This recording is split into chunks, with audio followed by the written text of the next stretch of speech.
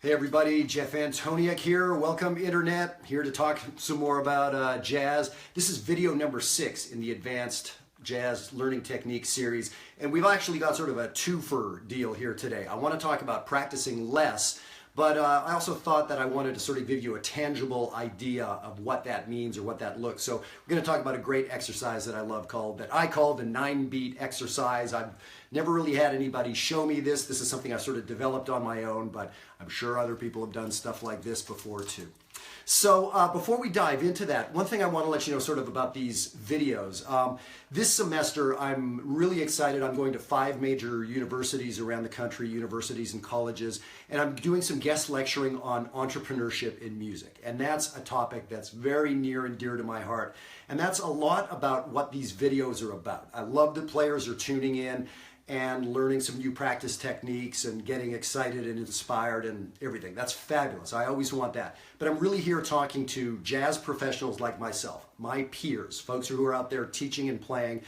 And really what I want to do is, I'm on a mission to help my friends out there develop their jazz businesses. I want people to do the best job they can, make their businesses more creative, make their teaching feed them and their students more. I want us to be able to do more meaningful work. So that's really one of my main goals with these videos.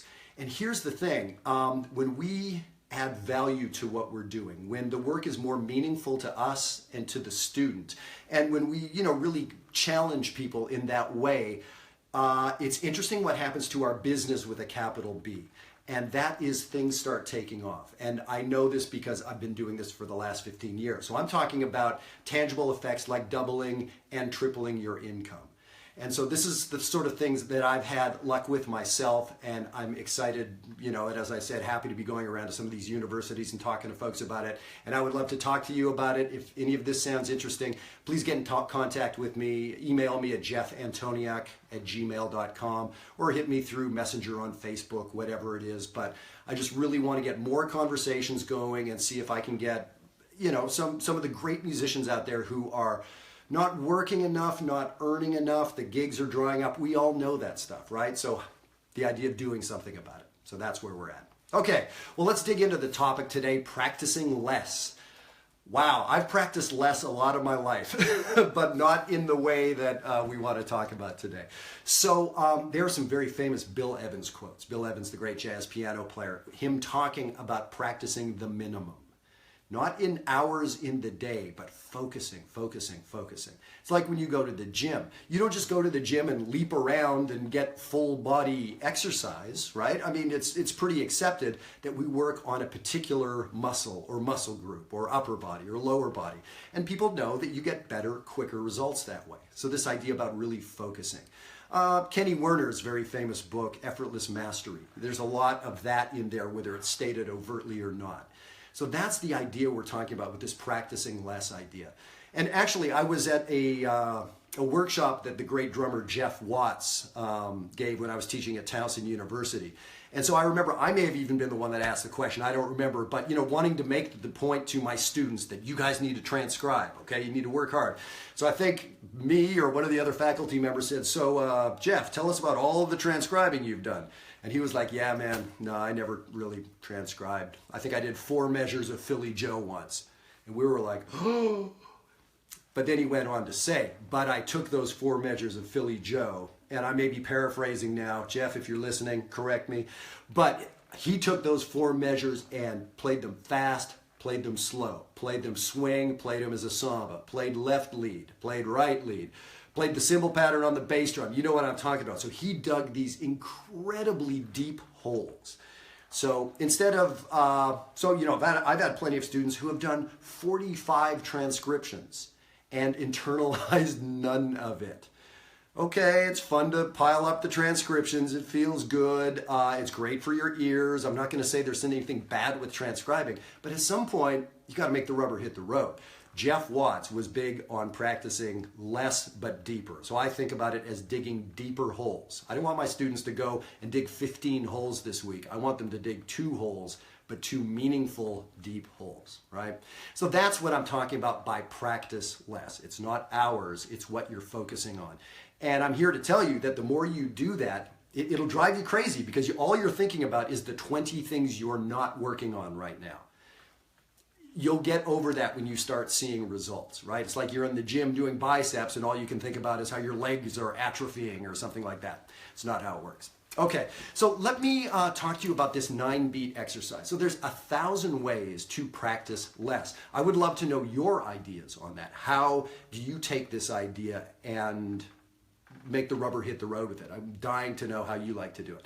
So let's talk about this idea of this 9-beat exercise. So right here, I wrote out the first 4 measures of great classic standard It Could Happen to You. Hopefully you can see that there. It's written in the tenor sax key, so it's E-flat concert, but I'm just going to talk as if we're playing tenor sax.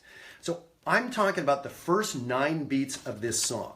F major 7 for 4 beats, A half diminished to D7 flat 9 for 4 beats, and then the downbeat of G minor. So here's the thing, nailing chord changes.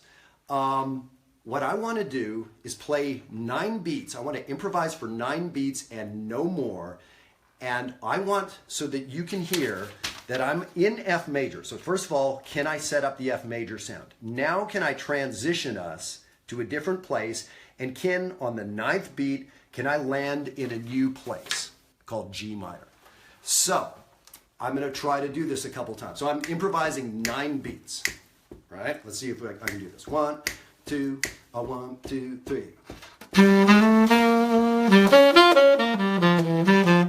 And I stopped there. I played 9 beats, right? So could you hear the major chord that I set up? So that's a challenge right there, unaccompanied playing. Maybe you've seen the previous video.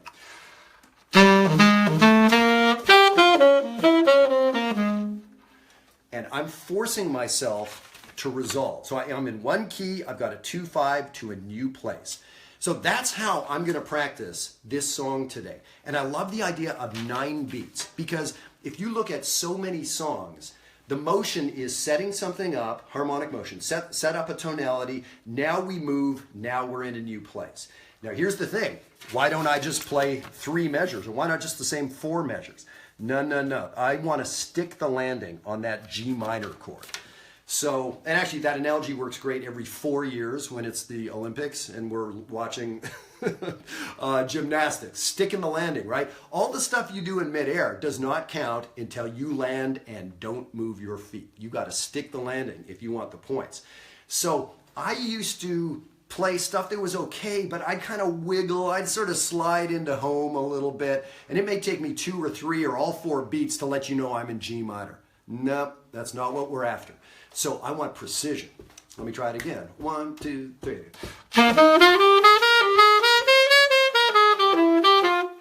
9 beats, okay?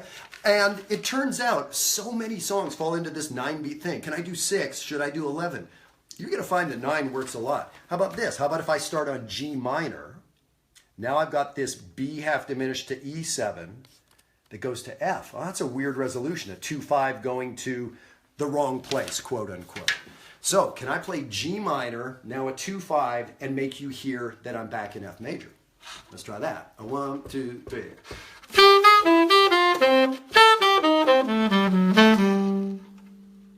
Maybe, maybe not. So we've got the quality meter, right? Was it terrible? No. Was it perfect? I don't think so. So you get the idea. So now you do this another 70 times or 700 times and nail it. 1, 2, 3.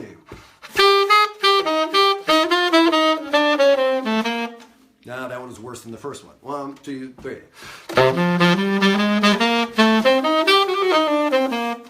I like that one better. So you get the idea. So this 9-beat exercise, practicing less. I would say this would be a fabulous thing to do for an hour today. If this is all you do, practice those 2 little 9-beat sections. Well, here's the thing. How many progressions are there? So in the first one, I'm going from major 2-5 to minor, to the second scale degree minor, right? How many different progressions are there in jazz? Well, we can go from a 1 chord to a 4 chord like blues. A lot of songs go from 1 to the relative minor. A lot of songs go to the key of 4 at the bridge, right? And so those are obvious ones. So how about this? Take 2 days and master those. Nail them, right?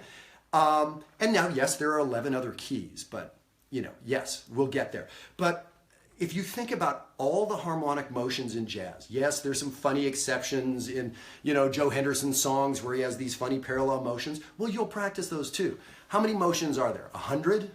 Not even close. 50? I don't think so. I'm guessing it's closer to 10. Maybe I should add it up, or if some of you have already. The point is, it's not this huge number.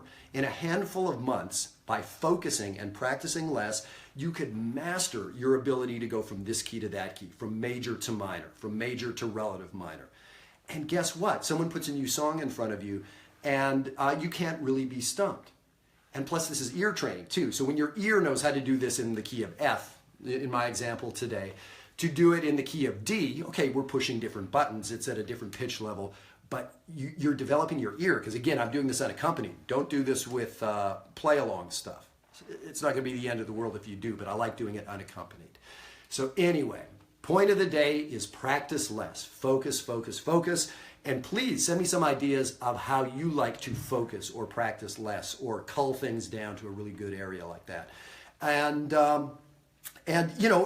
tell me what you think about this idea in general. If you've tried this and it doesn't work for you, that would be interesting for me to know. By the way, for this Advanced Jazz Learning Technique series, we've got a booklet here that sort of helps you work through some of the ideas in these 10 or 12 videos we're doing. As I've said before, I don't want this to be a passive thing where you listen to this, it's kind of interesting, you get a little inspired, but you don't try it. Great, I'm glad you get inspired or send me an email disagreeing or whatever. Awesome. But I would love for people to dig deeper, and I think the handout will ask some questions and sort of compel you to dig deeper for yourself. But as a teacher, how are you going to use this stuff? Do you use it in a different way? Have I offered anything new, or is this exactly the way you do it? This is what's interesting to me. So anyway, the 2 ideas, practice less, and then this specific idea of the 9-beat exercise. I use this constantly as I'm learning new music, and I use it with students, and I'm here to tell you the rubber hits the road quickly. This is one of the most efficient, effective exercises I know. I've been using it for 20-some years. It's awesome. So please give it a try, and thank you for tuning in. That's about it for today. Please subscribe to the YouTube channel. If you haven't been to the YouTube channel, it's Jeff Antoniuk Educator, add educator on the end of that. And we do a new video every week. And again, I'm really excited about getting my peers out there, jazz musicians, jazz teachers, building your business, really taking charge, taking responsibility, and just living this great creative life. And it's super possible. And, I just want that for everybody out there. So please get in touch with me. And thank you so much. Talk to you next time.